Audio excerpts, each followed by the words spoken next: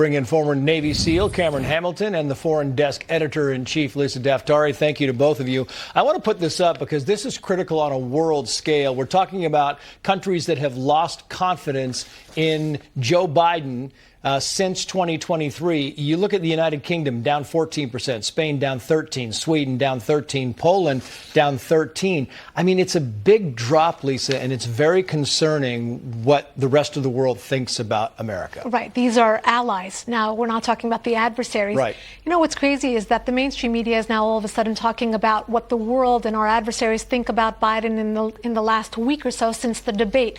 But our adversaries have been watching Biden for the last 3.5 years. And they understand the weakness, not just in his physical weakness, but in the posturing, in the policies, in the lack of deterrence. And now we're trying to play catch up and say, well, here we are at NATO. Will the world now all of a sudden understand that we mean business? Our president is strong enough. He's fit enough. I mean, his own party is saying that he's not fit enough. Yeah. But here he is standing before the world stage and saying, please believe in us. We mean business and we're the United States. And Cameron Hamilton, you wonder why other countries are losing faith, losing, their respect and their confidence in President Biden. And you look at this is the Daily Wire talking about Biden skipping meetings. It says Biden skipped early evening meeting with world leaders about Ukraine war so he could go to bed. German officials were aware of Biden's fatigue at night and decided to accommodate the president by holding a confidential meeting about the war in Ukraine in the early evening so that he could attend. However, Biden never showed up. Secretary of State Antony Blinken attended instead and announced that Biden had to go to bed. I mean, if you're in the military, right, if you're anybody and you see the allies losing confidence, it's a big deal. It's a major deal, Trace. I think what we're seeing right now is, unfortunately, a man who is not competent. He's not capable of doing the job. Look, the American presidency is not something to be desired by any individual. There's so much stress that's upon it. And so we need a president with all his faculties and all his ability to deal with the stressors of today's era. Right now, we are facing international war on a level that we have not seen in quite some time. So I think, again, his behavior and his rhetoric and his tone has been projecting weakness over and over. There was a very different rhetoric and tone under President Trump, I will say.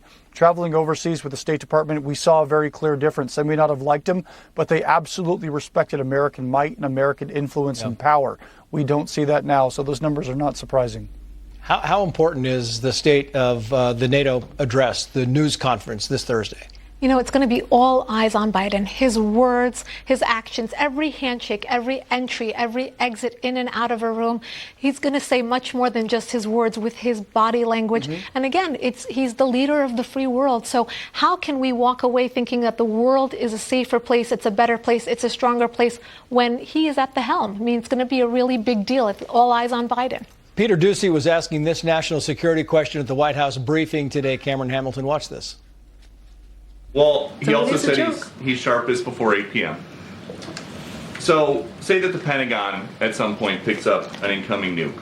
It's 11 p.m. Who do you call? The First Lady? He has a team that lets him know of any news that is pertinent and important to the American people. He has someone that is decided, obviously, with his National Security Council on who gets to tell him that news.